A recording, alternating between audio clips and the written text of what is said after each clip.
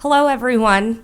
Thank you all for joining us today for a discussion on the Indian economy with Chief Economist for the Indian government, Dr. Arvind Subramanian. My name is Surbi Luhadia, and I'm a first-year MBA student at Chicago Booth. Today, I'm honored to welcome you all to this event organized and hosted by the Becker Friedman Institute for Economics and the Tata Center for Development at the University of Chicago. The Becker Friedman Institute was launched in 2011 to provide a collaborative platform for the vast and diverse University of Chicago economics community. With over 250 PhD economists and researchers on campus, BFI brings together these scholars to coordinate and leverage their work in a way that can provide real impact. The Tata Center for Development was launched in 2016 here at UChicago to identify solutions to address India's most pressing economic and developmental issues. TCD uses a unique approach that harnesses rigorous economic research from UChicago, combined with strategic partnerships with government, industry, and innovators. I recently had the opportunity myself to participate in Booth's Global Social Impact Practicum course, sponsored by TCD and administered by the Rastandi Center for Social Sector Innovation here at Booth. Along with 15 of my classmates, I traveled to India this December to assess rural access to clean and safe drinking water.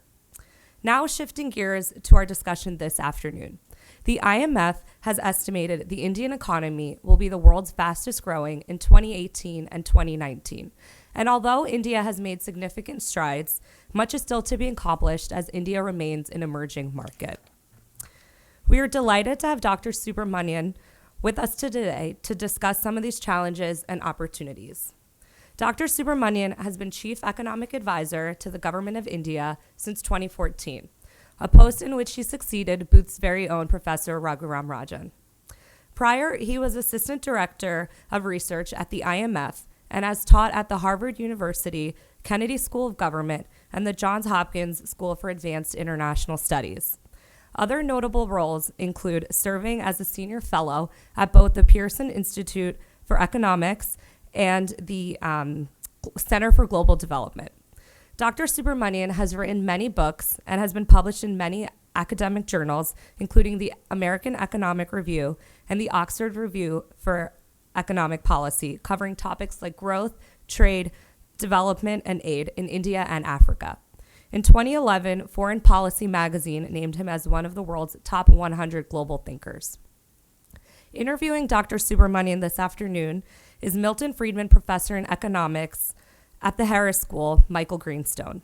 Professor Greenstone is faculty director at both the Becker Friedman Institute and the Tata Center for Development, and serves as the director of the Energy Policy Institute at the University of Chicago. It's now my pleasure to turn the microphone over to Professor Greenstone. Yeah.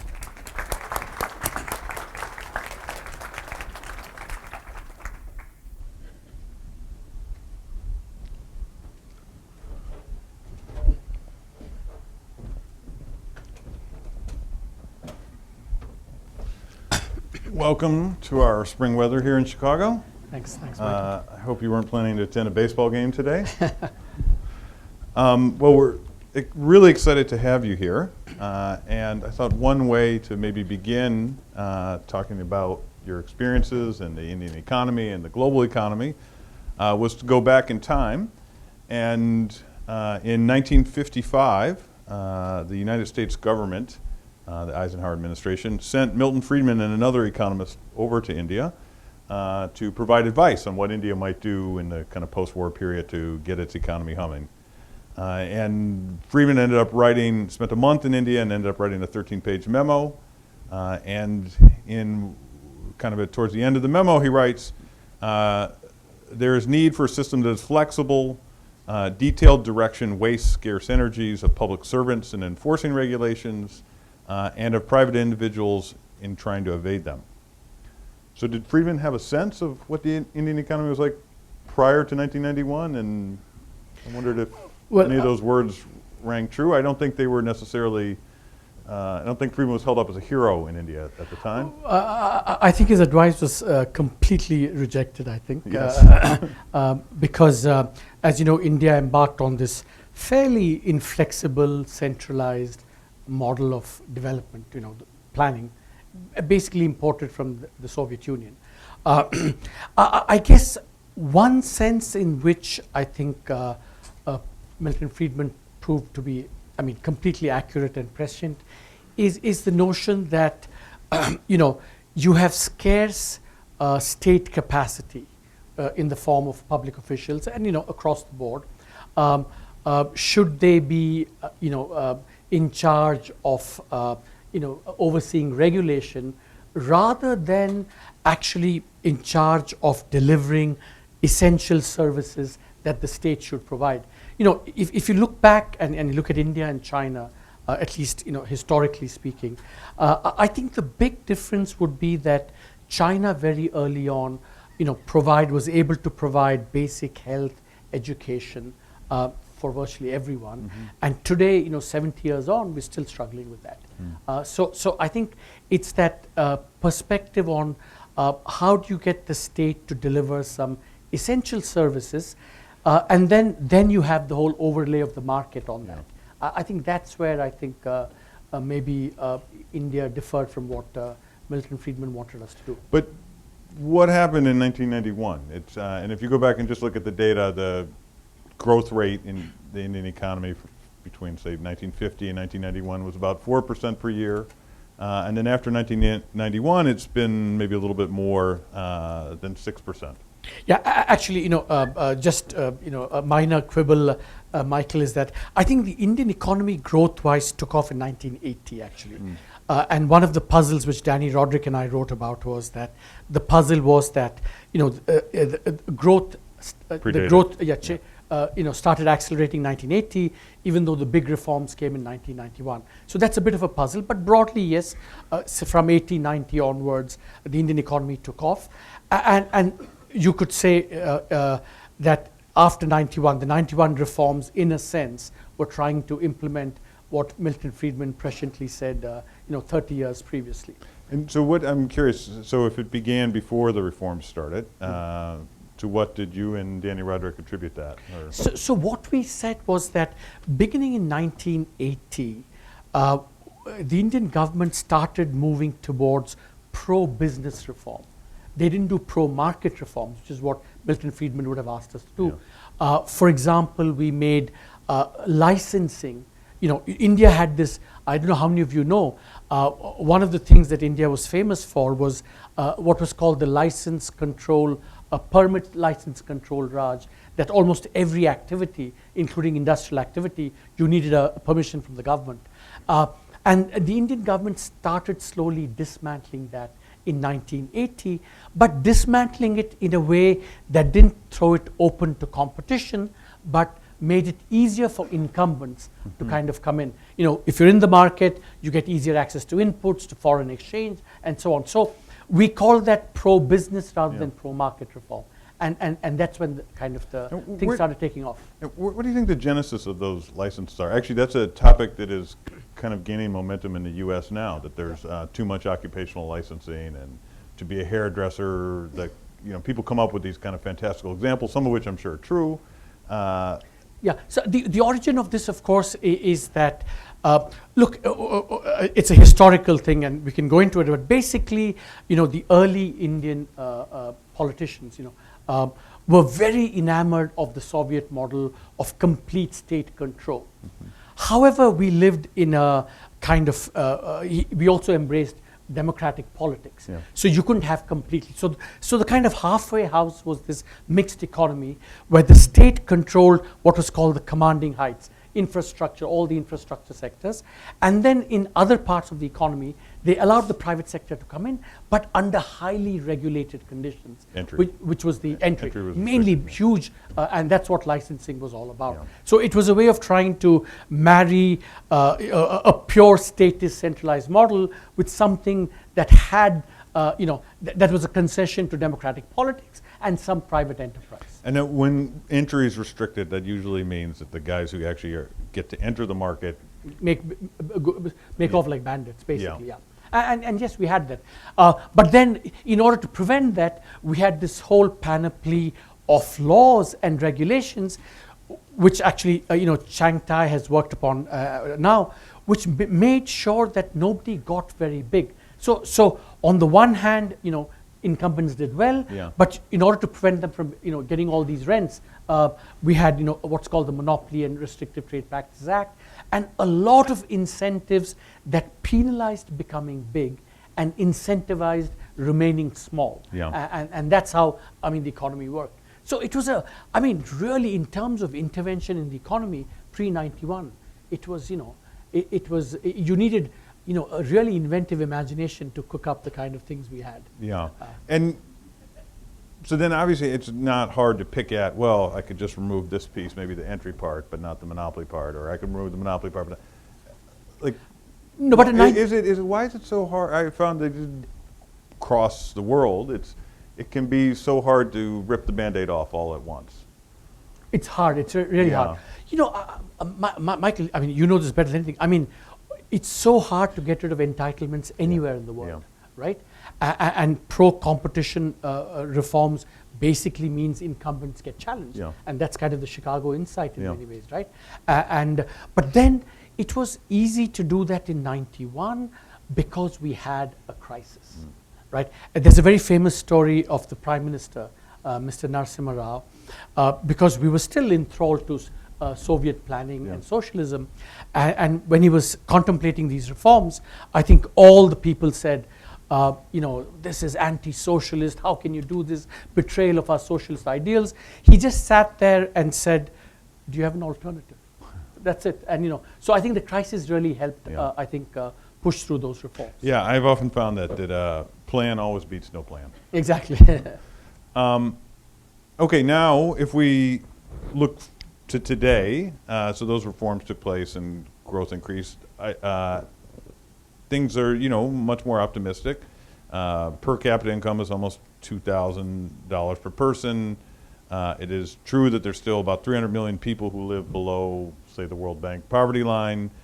But there's a series of really encouraging reforms, some of which you've been deeply involved in. The implementation of a value-added tax. It lives in the mind of every economist as a good source of taxation. The reform of the insolvency and bankruptcy code. Tariffs in general are way down with a couple recent exceptions.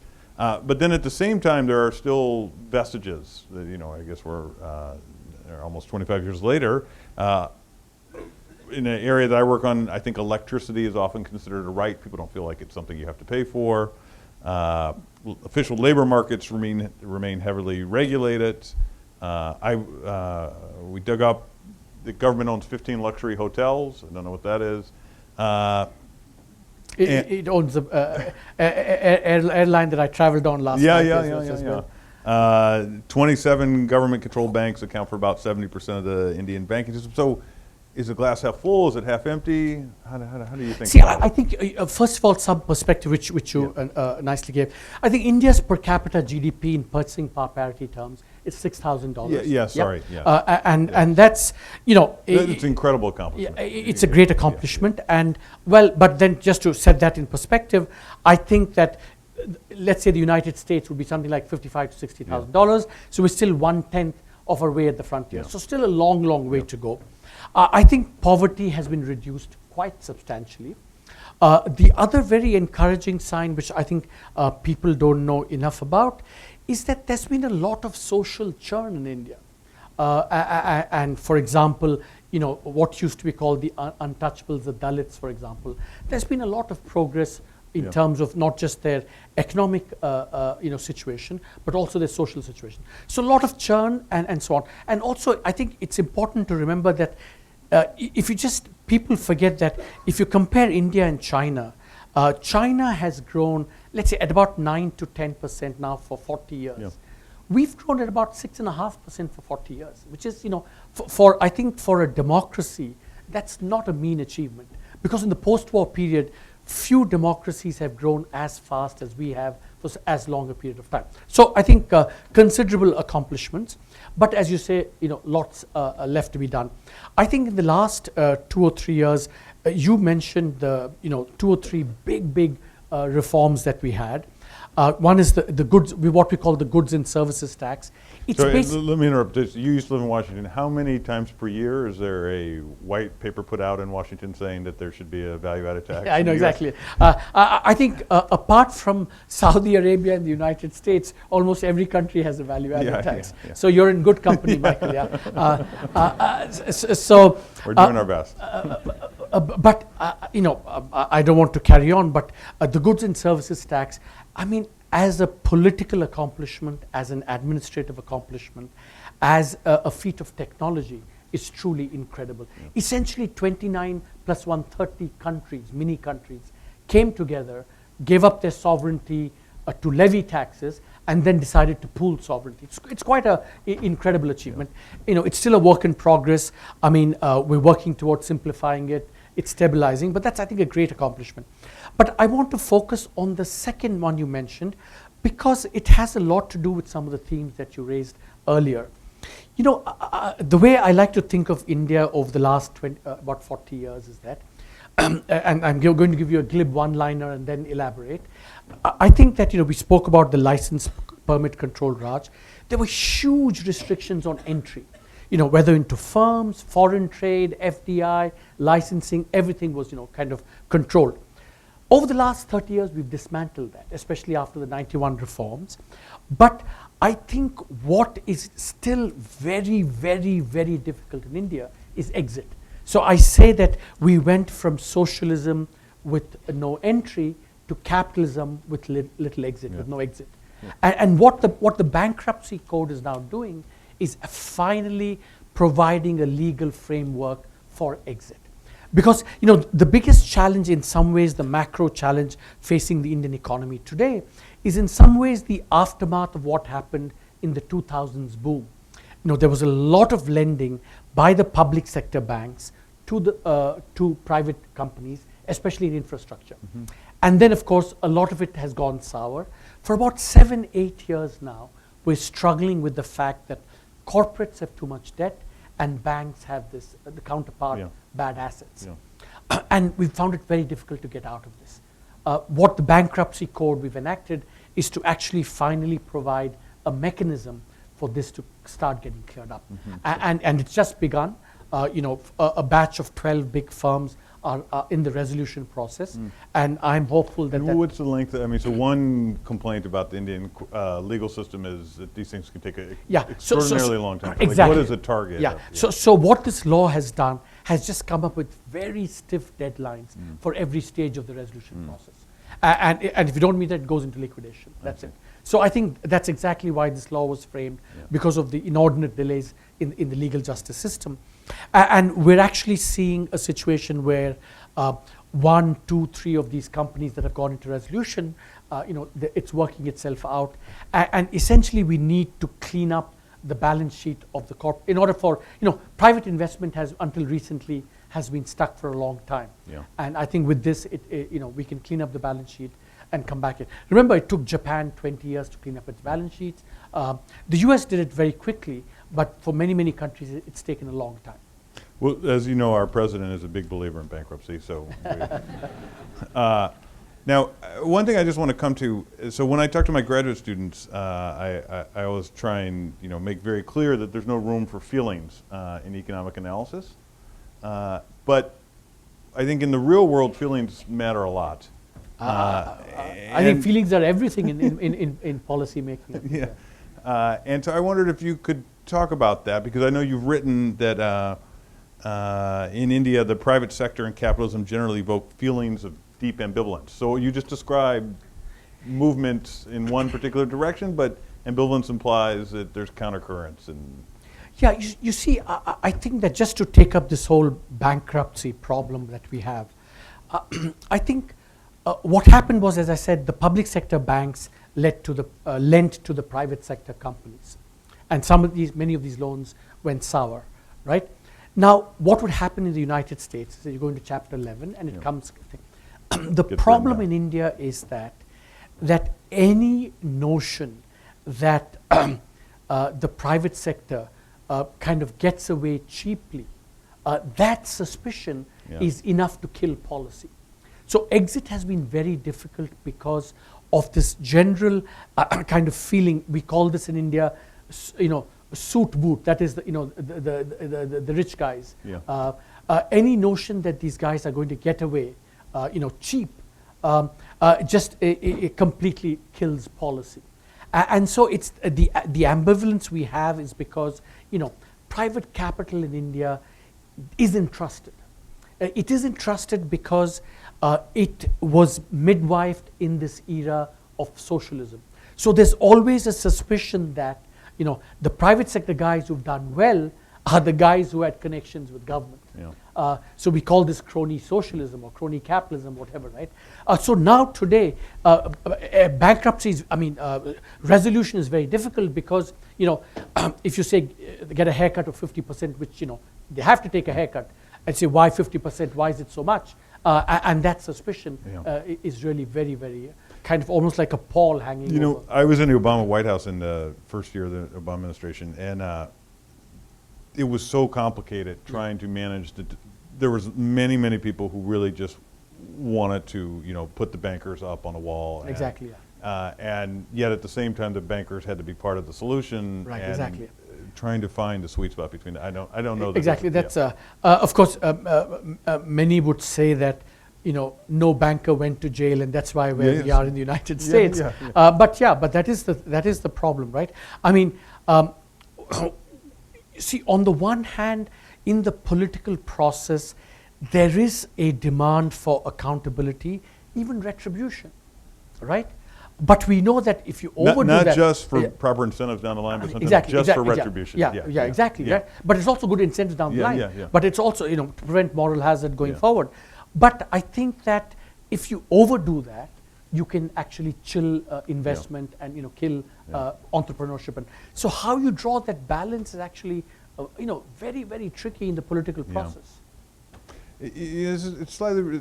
Some of my macroeconomics practitioners. I don't think the academics talk about this so much, but talk about business confidence, and even if things look good, if businesses aren't feeling confident that they're not going to invest. Do you think that that's a real idea? I mean, I know it's an idea. Do you think it has validity in the real world? I've always wondered about that. Larry Summers says it's the cheapest policy, right? Business confidence. I don't know. Keynes talked about animal spirits, but I do think there is a sense in which the private sector believes that there's a certain climate out there, and creating that climate, I think, is important. It could be, in fact, what Danny Roderick and I said about the 1980s was that that essentially it was pro-business because all of the signals coming out from the political process was also, to allow business to flourish. So there is something to that. It's hard to pin down, but I think there is something to it. I wonder if we could shift gears a little bit and to another area where you're an expert, is what to make of China. And let me try to be more specific. As you said, they basically had a 10% growth rate. Think about it, 10% growth rate annualized since 1978. At the same time, the Chinese economy is characterized by substantial state involvement in the economy, direction of loans to particular enterprises, restricted movement within the country, protection of industries from foreign competition. Ask Google what it's like to try and compete with Baidu in China. And I think many of the things that are probably not out of the standard playbook, out of the Washington International Organizations, and certainly not in the standard playbook that my macro colleagues talk about. Right. So, since some of them are here, are my macro colleagues all wrong? Yeah, I think that, what happened in China? And should everyone be doing it? I actually think it's China actually, in terms of it being a model that can be emulated by other developing countries, is almost zero, right? Why? Why is that? Yeah, why? I think there are two things that are really absolutely striking about China. I think which don't get enough attention. I think that the Chinese Communist Party, and I think it goes back to a history of a very strong, effective state. 10,000 years, whatever, right? I think China has a state that can provide health and education, build stuff, infrastructure, as efficiently as anyone in the world. I mean, take for example the Olympics. The feat of organization that was involved in that, it just exceeded anything that any private sector anywhere in the world could do. So there's a basic, and I'm sure Chris Blattman and others here would agree that state capacity is a prerequisite to development, and China has that in spades. But then I think the other thing that China has been very, very good at, so all the point that you said about the controls, not playing from the Washington playbook, all are very valid, but I think they've had this amazing ability to be able to kind of innovate and actually exit from bad policies as well. I'll give you one example. I think the Chinese, and Danny Roderick makes this point, that the Chinese had very creative, the way they brought the market in was very creative. Basically not do total liberalization, but incremental liberalization at the margin, so that you create fewer losers in the process. Even their famous household responsibility system was, it's not that we liberalize agriculture completely, but you have to, every farmer has to give a certain amount to the state. Beyond that, you get to keep what you have. So it was incentivization at the margin. Similarly, I don't know how many of you know that in the 80s, the way China industrialized was to give what they call township and village enterprises. It was a completely new organizational form that nobody would have thought of. Essentially, incentives are given to township and village enterprise, right? And I think the 80s, this was the organizational thing that boomed. But what happened was, and this is the amazing thing, in the late 80s, they exited out of that to allow FDI to come in.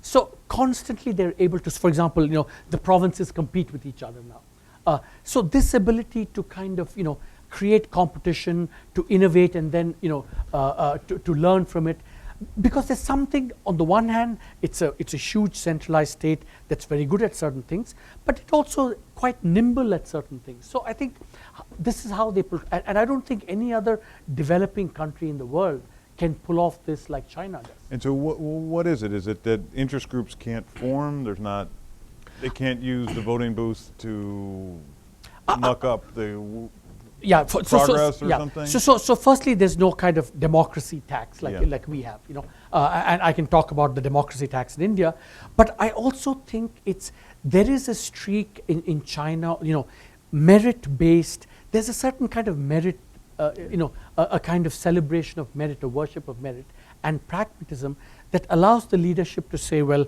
this has failed, let's find something else. So there's something about that centralized system where, even their bureaucracy, for example, the Chinese party, the internal structure, very much merit-based. I mean, and how they've done this is a mystery, but then they are able to, combine elements of centralization and elements of merit and nimbleness, which I think is quite fascinating. And you don't think it's replicable? Oh, absolutely not. Absolutely not. So what should the graduate macroeconomic sequence just skip China, or? I think you see, because remember, Michael, I don't know what your macro colleagues say, that a lot of it is due to history. I mean, there are lots of historical forces that have weighed in creating the Chinese state where it is, and so if you don't have that history in other countries, I think in some ways India is kind of it neither has a kind of really bottom-up, democratic market-based system that the US and Western economies have. We do have the democratic overlay, but and we're not centralized top-down like China, and we're trying to do this kind of through a process that's kind of neither here nor there, and we're kind of muddling our way through. And some of it is, as the famous post-modern philosopher Donald Rumsfeld said, you go to battle with the political and economic system you have, not with the thing you wish you had, and so we kind of muddle through. So I wondered if you could talk a little bit about something that certainly I spend a lot of time on, which I like to think of as like the global energy challenge. And I think of the global energy challenge as like a stool that has 3 legs, and it's particularly poignant in the case of India. The first leg of the stool is how do you make sure you have access to inexpensive and reliable energy that's critical for growth. And like, you know, sometimes there's numbers that get, I think Bob Lucas has a famous quote that, you know, once you start thinking, there's particular numbers that once you start thinking about them, you can't stop thinking about them. So like in the state of Bihar, home to about 100 million people, per capita electricity consumption is about 140 kilowatt hours per person per year. In the United States, it's 13,000. So it's off by 2 zeros, not 1 zero. Yeah. So that's one leg of the stool. The second is if India were to meet the World Health Organization standards for recommended levels of air pollution, the average person in India would live about 4 years longer. So how do you have access to this energy without causing health and environmental problems that are detrimental or unnecessarily detrimental? And then the third, of course, is climate change and CO2. You want to have access to this energy that's inexpensive. You don't want it to have lots of pollution. You don't want it to contribute to climate change too much. And India is, due to its physical location on the planet, is like, you know, not well positioned with respect to climate change. The temperatures are already high, and so my view is that societies have to make trade-offs between all 3 of these goals. It's impossible to have all 3 of them at once. And you've talked about carbon imperialism, and I think that's deeply related to this idea of finding trade-offs between the need for energy and while managing environmental and climate problems. I wonder if you could expand on that a little bit. Yeah, first of all, I think a priority number 1, Michael, is, you know, access to energy has to increase. I mean, I think, you know, I consider that the heart of progress and development, you know, that everyone has to have access to. And as I say, every Indian linked to the grid. I think so. Grid where there's electricity coming through it. Yeah, exactly, electricity yeah. coming through it, yeah. We've made a lot of progress in terms of increasing access, by the way. Yeah? So I think that's remarkable access. Yeah, I think that's gone up. I think one way to square all of this, of course, is you know, renewables. I think renewables are going to be a big part of India trying to reconcile the access versus the pollution, climate change, and so on. And the Prime Minister has a very ambitious vision of going from something like 20 gigawatts to 175 gigawatts of renewables by 2021, 2022. And I think we're kind of making a lot of progress on that. I think on the pollution side and all of that, I do think that we do subsidize. We have a lot of subsidies for inefficient, very inefficient subsidies. So I think pricing, getting the pricing of carbon right, at least eliminating the the subsidization of this negative carbon prices have to go gradually. And I think therefore the way I think about the whole energy thing going forward is like four pieces of the puzzle, and maybe one is expanding the physical infrastructure. Okay. Second, in terms of the power subsidy, providing more direct benefit transfers to consumers, not this.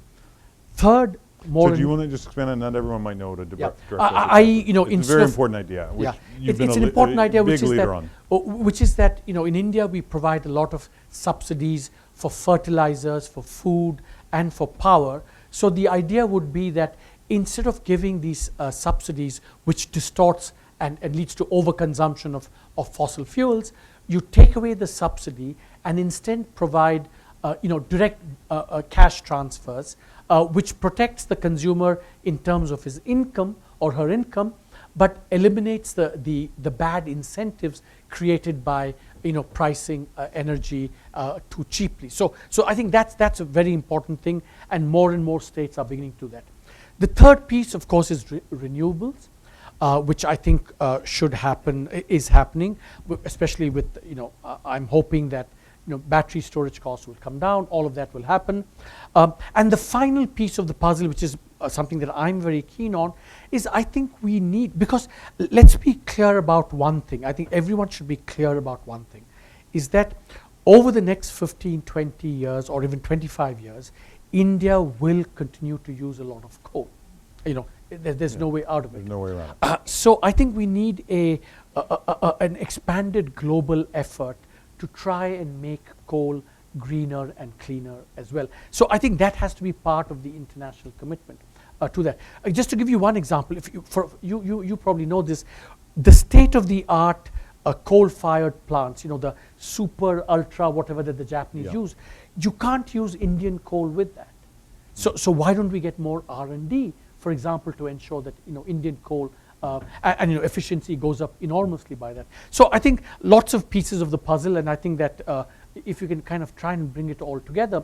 So one thing I think all of you may not know, which I think I should emphasize, is that whenever we say India should do something, just remember that in the case of electricity and power, this is actually done in 29 different jurisdictions. That it's like 29 countries trying to come up with their own electricity policy.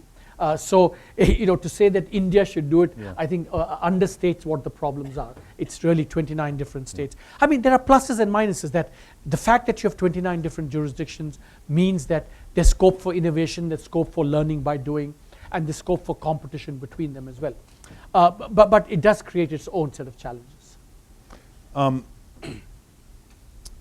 In addition, you wrote a book in 2011 where I dug this just perfectly timed quote out. The book was called Eclipse, Living in the Shadow, China's Economic Dominance. And if anyone has the president's Twitter feed, you can see that's very focused on China's economy. And you wrote, one cold February morning in 2021, the U.S., this is in 2011, the U.S. president comes hat in hand to the China-dominated International Monetary Fund to request emergency financing to shore up an American economy racked by more than a decade of anemic growth and spiraling debt.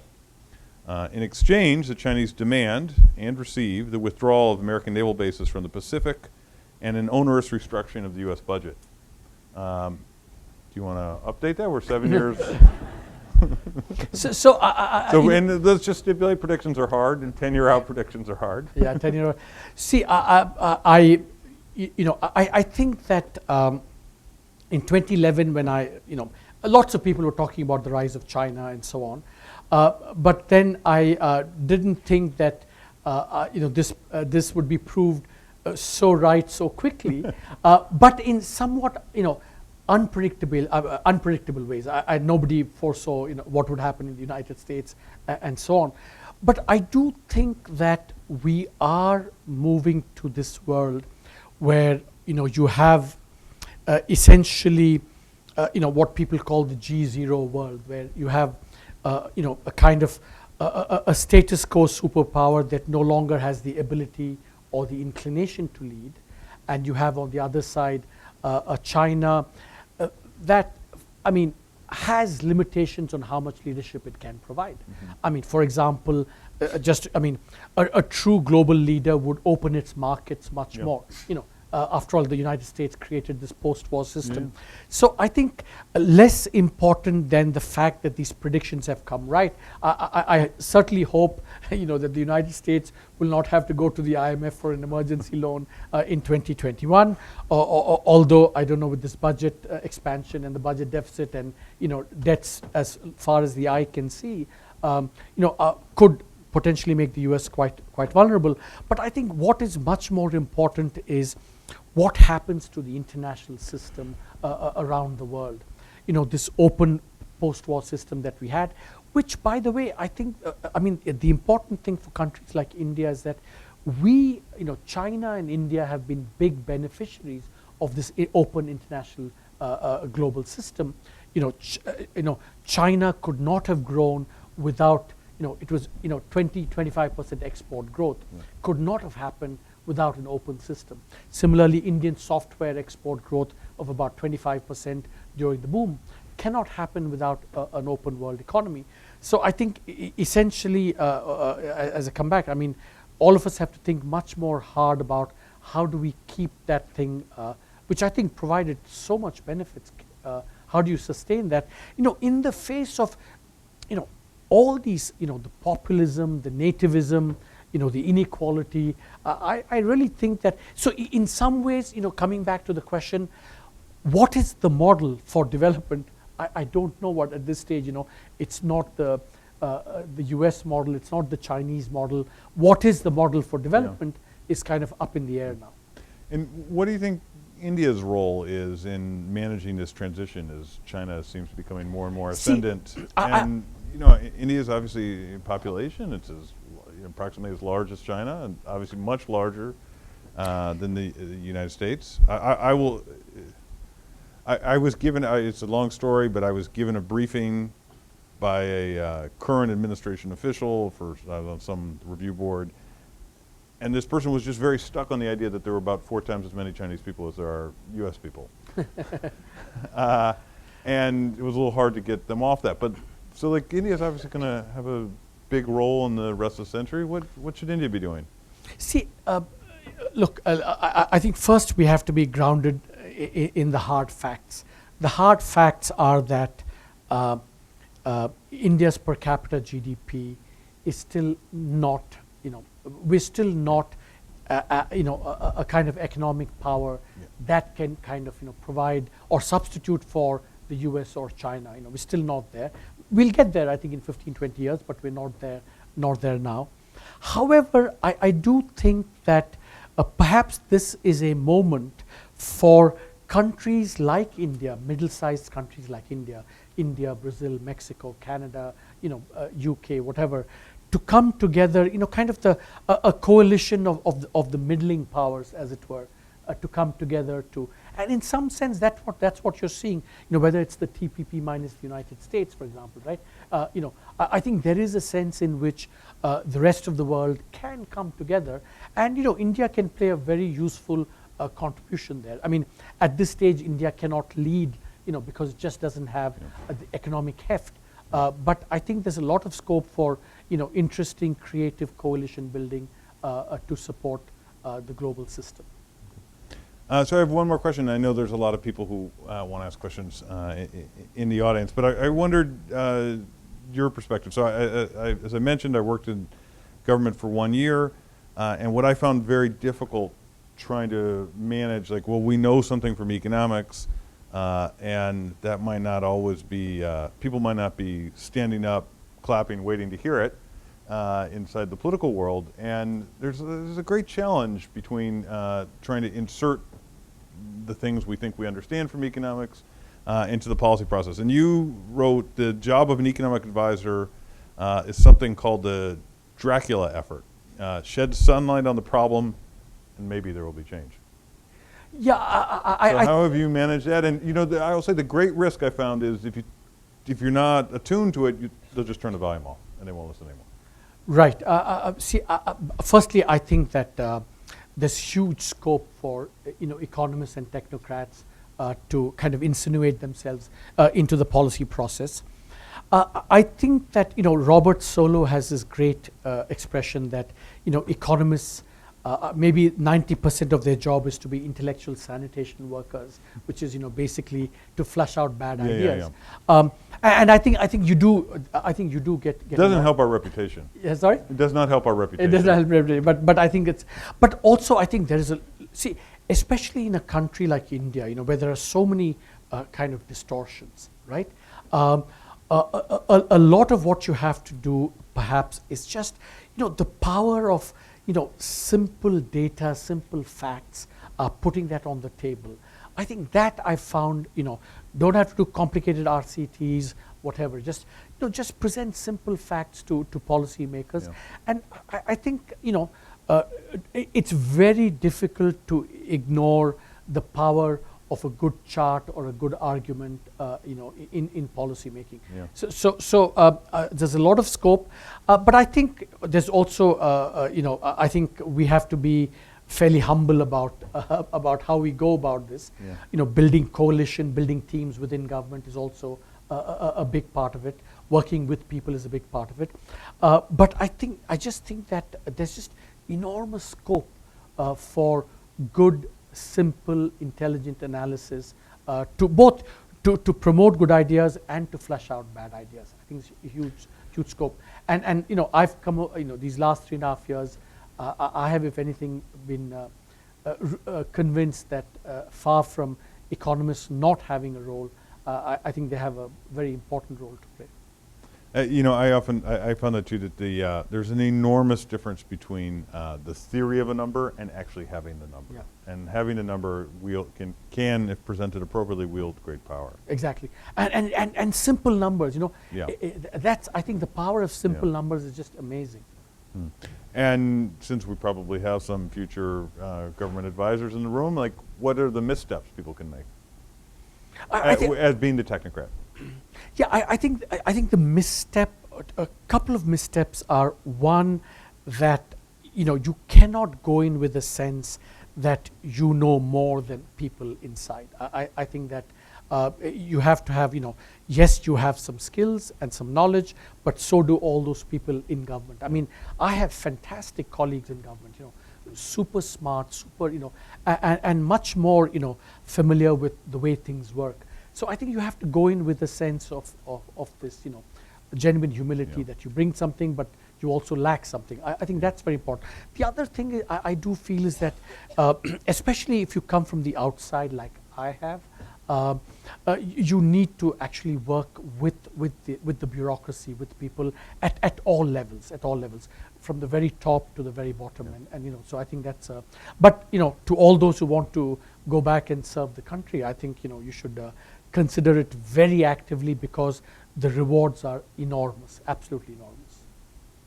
Okay, I'd like to open it up to questions, and Kara has a microphone right there, and if you just say your name and.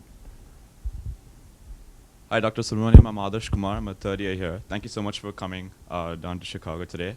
So I have a question about income inequality. So, you know, Piketty and Sayers, obviously, you know, they published a very kind of popular paper where they, you know, we spoke with a licensed Raj today. They kind of called India the billionaire Raj, and one of the numbers they mentioned was that the top 0.1% captured a total share of 12% of the total growth from, you know, 1990s, but the bottom 50% only captured, you know, 11% of total growth. So does that level of income inequality worry, you know, economists such as yourself and other officials in the finance ministry? And do you know, what kind of solutions would you envision would redress this? See, let me say 3 or 4 things about inequality. Firstly, I think all of you probably know this, but it's worth emphasizing and repeating that, you know, in the phase of liberalization, at least since 1980, that incomes have improved across the board, across all strata of the population, so that even people at the very bottom, their situation has improved enormously, you know, relative to what happened previously. So everyone all along the income deciles have done very, very well. That's point number 1. I think point number 2 is that I think one has to be a little bit careful about kind of buying in too much into this inequality thing, not because it isn't happening, maybe it is happening, but I think the axes along which I worry about inequality is not necessarily the ones that, you know, Piketty focuses on. For example, I would say what the axis of inequality that worries me more, for example, is regional inequalities in India. You know, some states do very well, some states don't do very well. That's something I think we should do.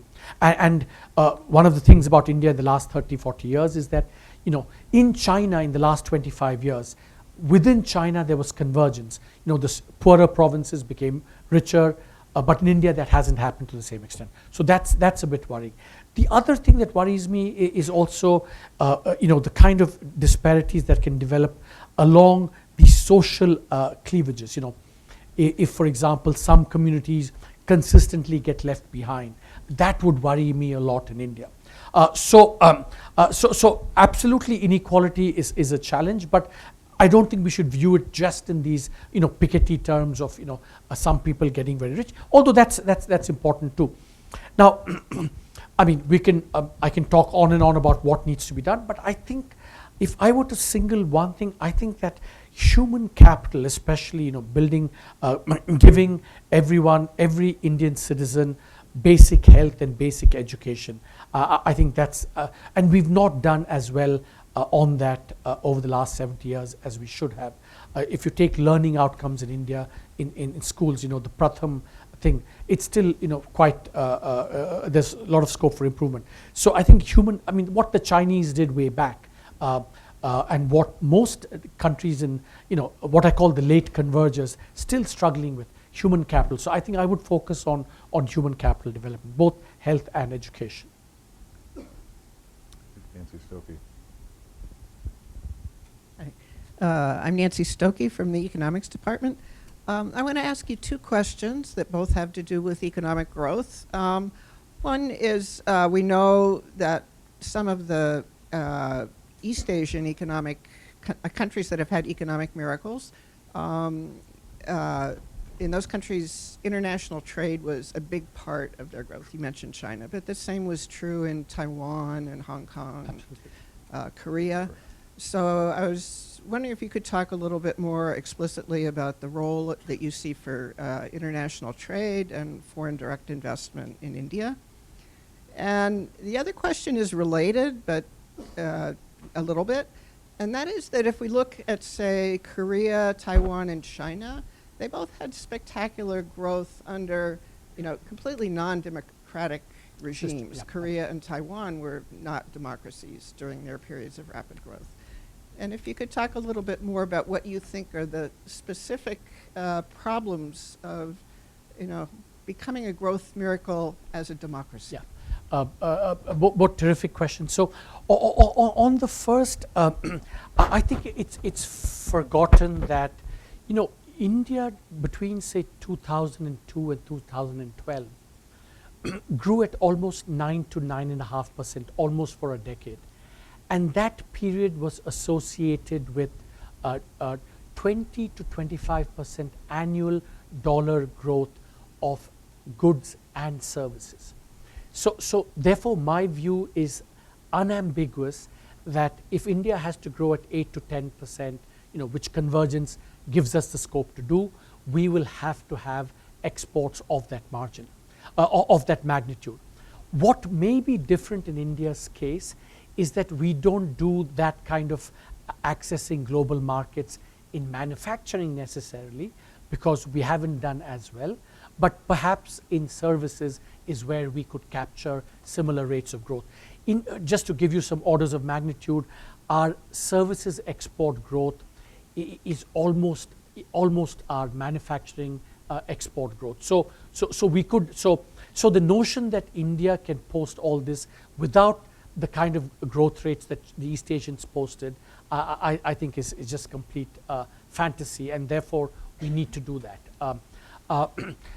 The second question, and FDI is going to be a part of that, and I think we are seeing much more FDI into India than, not quite on the scale of China. China at its peak was getting $100 billion in FDI. We are now getting about $50 billion, maybe even $60 billion in FDI. So we're kind of getting there. The second question, I think, is a terrific question, something that I think about a lot. I do think that there is a kind of democracy tax on development. And let me give you one example of that. When a country which adopts universal franchise, as India did, when it's very poor and very socially fragmented, what happens is that there is a demand for redistribution very, very early on in the development process, right? Point number one. Point number two, not only is there a demand for redistribution, but the ability to do redistribution, 45, 50 years ago, without the kind of, is actually very weak. State capacity to do redistribution is very weak. Therefore, our redistributive policies took the form, basically, or many of them, price distortions. You've distorted, because prices became an instrument for redistribution, because you don't have better ways of doing it. Today, you can substitute prices with other things. So I think just that, the fact that there was a huge demand, because when you're very poor, inequality is high, poverty is high, demand for redistribution is high. And therefore, we got into these policies which have still stuck with us, extracted a lot of efficiency costs, and exit from which is proving very difficult.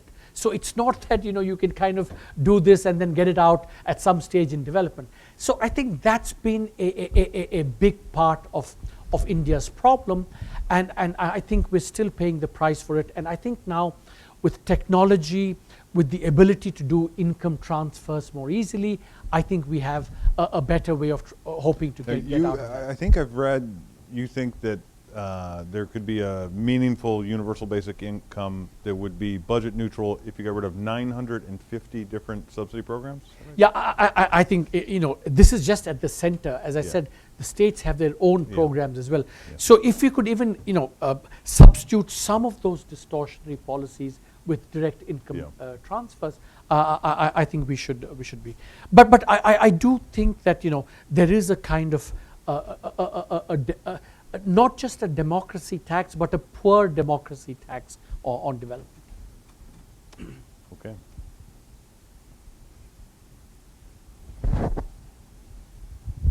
Hi, I'm Shohini. I'm a second-year PhD student. You described the twin balance sheet problem, and I'm wondering whether the growth rate is somewhat understated at the moment because of the twin balance sheet problem. And as there are these reforms in bankruptcy, whether in the future, as firms began increasing spending rather than behaving as though they're mired in recession, and banks began lending more, whether that'll increase the growth rate or what the relationship is. Sorry, but did you say that its growth rates are understated because of the balance sheet problem? Yeah, at the moment. What you mean is that, potential. i.e. that once you get out of this, growth rates will improve. Yeah, that's what you mean, exactly. So I do think that investment has been down because of this, private investment especially, and we'll have to clear this up before we get higher rates of growth. But did I miss your question? Is that? That's how I understood it. That's right. Yeah, I think that, and we're in the process of working through that, and I think already in the last few quarters, private investment, investment is coming back again. So I think that's but I think it's a process that's not easy. It's going to take some more time. Unfortunately, what's happened is that in the last few months, we've had a new series of problems in the banking system, because remember that. The twin balance sheet challenge we were going to solve partly through resolution, and then also another bit by recapitalizing the banks, especially the public sector banks. But now we've had more problems both in the public sector banks and the private banks. So a big part of the solution going forward cannot just be resolution, it also has to be about reforms that will put the banking system, not just on sound footing today, but prevent recurrence of the problem going forward. So there's a raging debate in India whether that requires privatizing the public sector banks, or that requires, in addition or as a substitute, better regulation of the banks. And now with these problems in the private sector banks, people are saying, maybe we should nationalize the private sector banks. So it's all getting very, very muddied now in India. Sure. Please. Hi, I'm Rohit Agarwal. I'm a first-year MBA student. My question to you is, what do you see as the next big reform for India? And what do you see challenges in its implementation? And how do you think it can be done? You see, my view on that is very simple. Before we talk about the next big reform, I think we have to carry through, finish a lot of the reforms we've embarked upon the last 3-4 years. I think the goods and services tax has to stabilize. It's going to be, I think, a very buoyant source of revenue, lead to a lot of formalization, but we're still trying to stabilize that. I think the twin balance sheet challenge is, it's by no means over, lot to be done. The government is committed to privatizing Air India. I think that has to be completed as well. And also, the macroeconomic situation, there are some uncertainties now because oil prices have gone up. So before we go to the next thing, I just make sure that we finish what we've embarked upon, and then we can, because the list of things to be done is infinite. Yeah. I'm Abhilash Mishra, and I'm from the Harris School. And my question to you is about building state capacity that you initially mentioned. And the idea of reforming state capacity building, be that reforming teacher recruitment and so forth, does not seem to be very high up on the agenda of at least Indian governments. What is your thoughts on, whether that should go up high on the agenda of the Indian government, and if yes, how would you go about reforming, building up our state capacity? See, I don't think we have a terribly good view. I don't think economists have a. It's a terrific question, isn't it? Yeah, it's a terrific question. I think we are, making a lot of progress in understanding how state capacity gets built. I think wars have a big part of that. Crises are a big part of that. So lots of historical forces that go into improving state capacity. I don't think we have a great handle on how we can actually improve state capacity in a sustained way. You don't think 1,000 RCTs can do it? 1,000 RCTs. I wish it were that easy. We would expand the budget to 2,000 RCTs.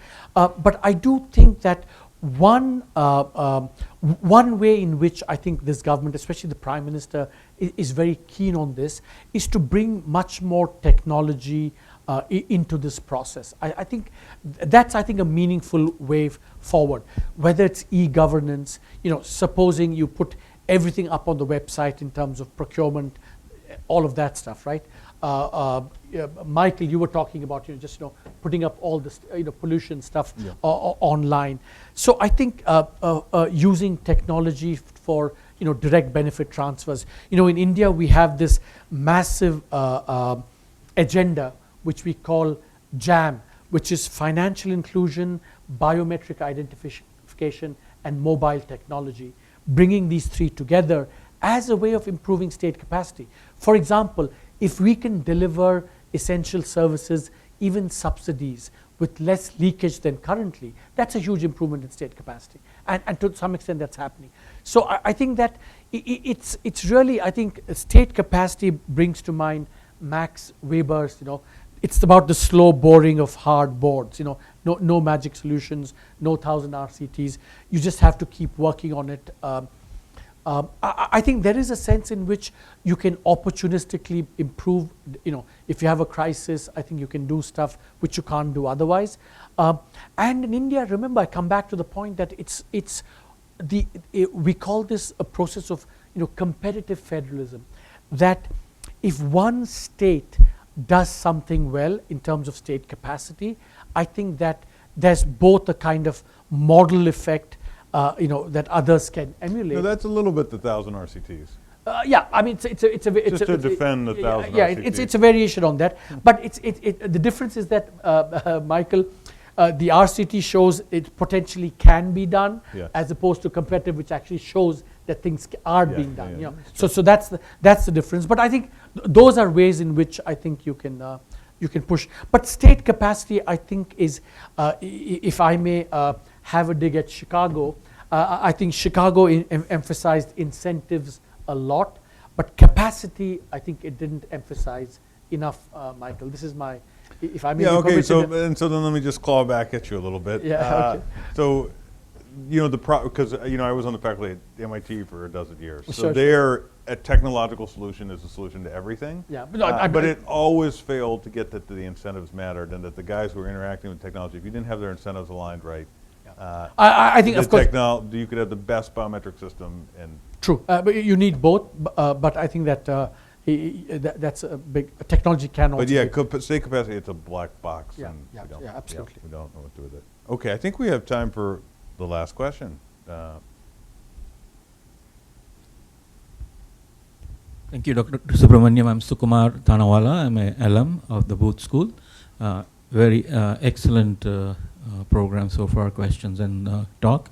I have two questions. One is that very soon headed to 2019 elections, sometime within a year or so, and so how do you I would like to know your views on how the economy and the reforms that has been put on by the government, at least they're just starting to get through now.